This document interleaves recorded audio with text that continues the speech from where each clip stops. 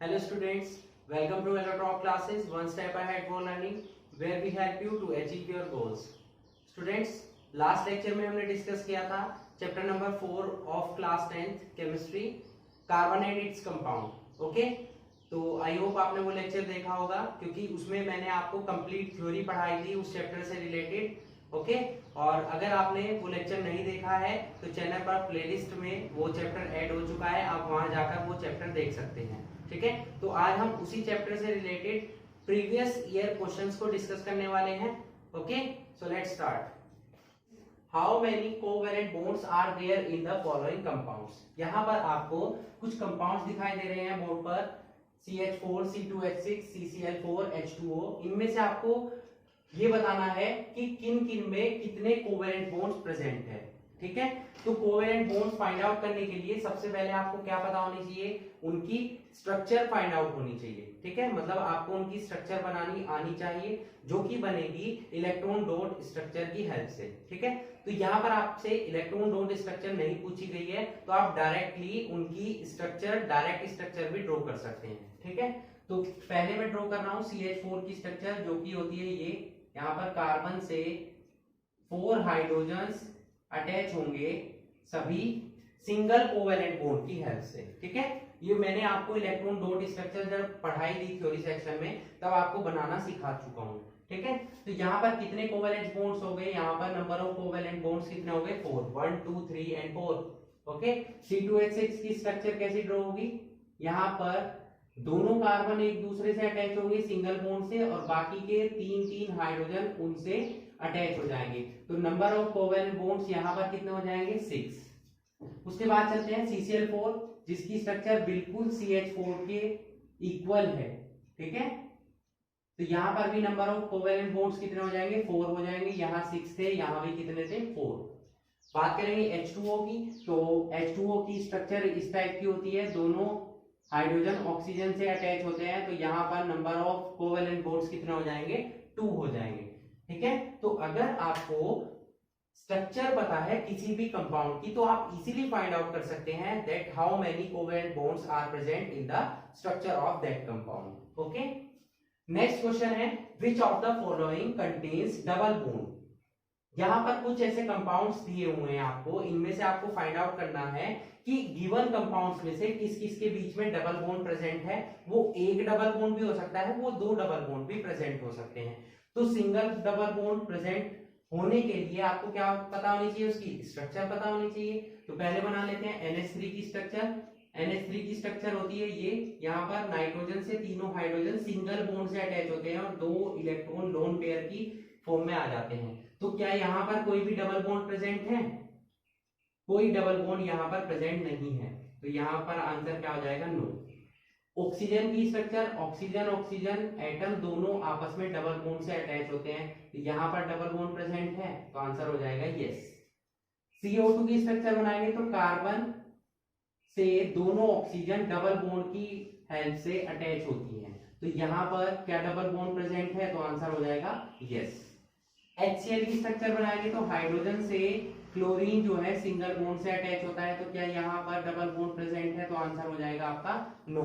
तो इस तरीके से अगर आपको स्ट्रक्चर पता है तो आप इजीली बता सकते हैं कि उसमें डबल बॉन्ड, सिंगल बॉन्ड या ट्रिपल बॉन्ड में से कौन कौन से प्रेजेंट है और उनकी नंबर्स क्या है. ठीक है, third question, how many structural isomers can you draw for pentane. Pentane के लिए आप कितने आइसोमर बना सकते हैं, स्ट्रक्चर आइसोमर. तो मैंने आपको पढ़ाया था कि पेंटेन जो है नॉर्मल पेंटेन की फॉर्म में प्रेजेंट होता है एक तो, और सेकंड आइसोपेंटेन की फॉर्म में प्रेजेंट होता है, और लास्ट नियोपेंटेन की फॉर्म में प्रेजेंट होता है. ये क्वेश्चन मैं आपको थ्योरी सेक्शन में भी करा चुका हूं. पेंटेन का जो फॉर्मूला होता है वो होता है C5H12. अब नॉर्मल की बात कर रहे हैं तो नॉर्मल में क्या हो जाएगा, सभी स्ट्रेट चेन की फॉर्म में प्रेजेंट होंगे. ठीक है, तो ये नॉर्मल पेंटेन की स्ट्रक्चर हो गई. आइसोपेंटेन की बात करें तो आइसोपेंटेन की क्या हो जाएगी, CH3 CH CH3 CH2 CH3. ये जो आपको ग्रुप दिखाई दे रहा है ये ग्रुप होता है आइसो ग्रुप. जिस भी कंपाउंड में ये ग्रुप प्रेजेंट हो, CH3 single bond CH single bond CH3, वहां उसके नेम से पहले हम आइसो वर्ड यूज करते हैं. क्लियर हो गया इतना. उसके बाद आ जाता है नियोपेंटेन पर। नियोपेंटेन में क्या आ जाएगा, कार्बन से CH3 ग्रुप अटैच होंगे चारों तरफ से, ठीक है। ये जो ग्रुप एक साथ आता है इस ग्रुप को हम नियो ग्रुप बोलते हैं। तो यहां पर मैंने आपको बताया कि ये जो ग्रुप प्रेजेंट होगा वो होगा आइसो ग्रुप, ये होगा नियो ग्रुप, ठीक है। तो टोटल कितने आइसोमर्स हम बना सकते हैं पेंटेन के लिए, 3 आइसोमर्स, ठीक है। फर्स्ट हो गया हमारा नॉर्मल पेंटेन, सेकंड हो गया आइसोपेंटेन और थर्ड टाइप का आइसोमर हो गया हमारा नियोपेंटेन, ठीक है। तीनों क्वेश्चन इंपॉर्टेंट है और प्रीवियस ईयर एग्जाम्स में पूछे गए हैं, तो आप इन तीनों क्वेश्चंस को नोट कीजिए। तब हम चलेंगे नेक्स्ट क्वेश्चन पर, next important previous year questions पर, okay. So please note it. Next question है question number 4, what is a homologous series which two of the following organic compounds belong to the same homologous series, ठीक है। यहां पर 4 compounds आपको दिए हुए हैं, उसमें से आपको फाइंड आउट करना है कि इनमें से कौन ऐसे 2 कंपाउंड्स हैं जो कि सेम होमोलोगस सीरीज को बिलोंग करते हैं। तो सबसे पहले आपको पता होना चाहिए कि होमोलोगस सीरीज जो टर्म है इसका मीनिंग क्या है। थ्योरी सेक्शन में मैं आपको पढ़ा चुका हूं कि ऐसी सीरीज जिसमें कि 2 एडजेसेंट कंपाउंड्स के बीच में, उनके मॉलिक्यूलर फॉर्मूले के बीच में CH2 का डिफरेंस हो। ध्यान दीजिएगा, 2 एडजेसेंट कार्बन कंपाउंड्स जिनके बीच में CH2 का डिफरेंस हो उनके मॉलिक्यूलर फॉर्मूले में, ऐसी सीरीज को हम क्या बोलते हैं, होमोलोगस सीरीज बोलते हैं, ठीक है। तो यहां पर आपको दिखाई दे रहा होगा कि यहां पर तो ऑक्सीजन प्रेजेंट है ही नहीं, तो ये तो सेम होमोलोगस सीरीज से बिलोंग करेगा ही नहीं। इसमें 2 ऑक्सीजन है तो ये भी नहीं बिलोंग करेगा। रिमेनिंग 2 देखिए, C2H6O और C2H4O, O से O कैंसिल हो गया और दोनों के बीच में डिफरेंस अगर हम निकालें तो कितने का डिफरेंस आएगा, CH2 का, which means that second and fourth organic compounds belong to the same homologous series। Clear हो गया इतना क्वेश्चन। उसके बाद आइए 5th क्वेश्चन पर। Question number 5, state 2 characteristic features of carbon which when put together give rise to a large number of carbon compounds। आपको ये पढ़ाया गया था कि कार्बन एक ऐसा एलिमेंट है जो सबसे ज्यादा कंपाउंड्स का फॉर्मेशन करता है। Approximate 3 million compounds of carbon present, okay. तो 3 मिलियन से ज्यादा कार्बन कंपाउंड्स प्रेजेंट है, इसका मीनिंग क्या हो गया कि कार्बन में कुछ ना कुछ ऐसी प्रॉपर्टी प्रेजेंट होगी जो इतने लार्ज नंबर ऑफ कंपाउंड्स का फॉर्मेशन कर रही है। और वो 2 इंपॉर्टेंट प्रॉपर्टी क्या थी, नंबर 1 थी हमारी कैटिनेशन और नंबर 2 था tetravalency of carbon atom. Tetravalency का मतलब क्या हो गया कि एक कार्बन एटम 4 बॉन्ड्स का फॉर्मेशन कर सकता है, ठीक है। ये तो हो गई टेट्रावैलेंसी ऑफ कार्बन एटम। अब 4 बॉन्ड्स बनाएगा तो नंबर ऑफ कार्बन कंपाउंड्स भी क्या हो जाएंगे, इंक्रीज हो जाएंगे। कैटिनेशन पावर क्या है कि एक कार्बन एटम दूसरे कार्बन से अटैच हो सकता है, दूसरा तीसरे से अटैच हो सकता है, इसी तरीके से तीसरा चौथे से अटैच हो सकता है, ठीक है। इस तरीके से वो स्ट्रेट चेन भी बना सकता है, ब्रांच चेन भी बना सकता है और रिंग लाइक स्ट्रक्चर का भी फॉर्मेशन कर सकता है। मतलब एक कार्बन दूसरे से जुड़ेगा और वो दूसरा 4 अदर एटम से जुड़ सकता है। इसका मतलब क्या हो गया कि कार्बन जो है लार्ज नंबर ऑफ कंपाउंड्स का फॉर्मेशन करेगा क्योंकि उसके पास क्या प्रेजेंट है, कैटिनेशन पावर प्रेजेंट है। तो ये वो 2 इंपॉर्टेंट प्रॉपर्टीज हैं जिनकी वजह से कार्बन जो है इतने ज्यादा नंबर ऑफ कंपाउंड्स का फॉर्मेशन कर पाता है, ठीक है। क्लियर हो गया क्वेश्चन आपको। Question number 6, right the general formula of alkenes and alkynes. आपको एक सीरीज पढ़ाई गई थी एल्केन्स, एल्कीन्स एंड एल्काइंस, वहां पर आपको फॉर्मूले नोट कराए गए थे। तो जो एल्कीन्स का जनरल फॉर्मूला मैंने आपको पढ़ाया था वो पढ़ाया था CnH2n, ठीक है।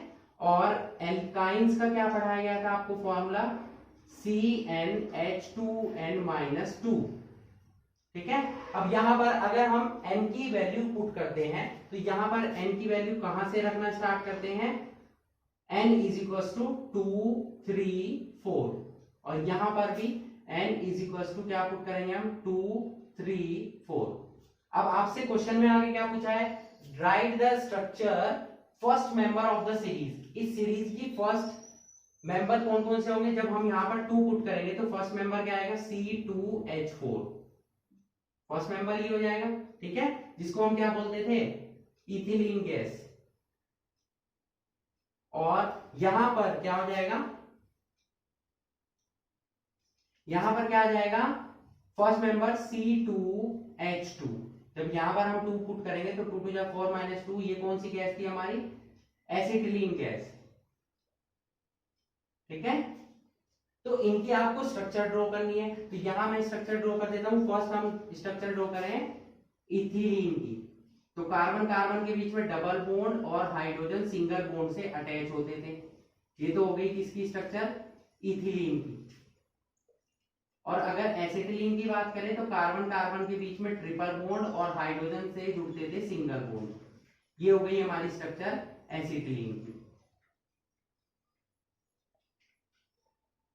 ओके, तो दोनों सीरीज के फर्स्ट मेंबर की हमने स्ट्रक्चर ड्रॉ कर दी, और उससे हमें क्या पता चला कि जो ये वाली सीरीज है एल्कीन्स है, उसमें कार्बन कार्बन के बीच में डबल बॉन्ड आता है, और एल्काइन सीरीज में कार्बन कार्बन के बीच में किस टाइप का बॉन्ड आता है, ट्रिपल कोवेलेंट बॉन्ड। ठीक है, क्लियर हो गया आपको questions?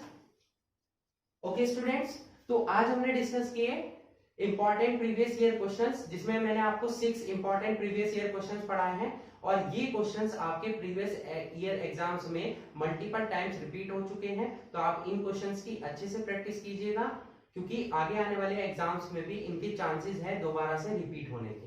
Okay, so that's it for today. Hope you enjoyed the video and thanks for watching.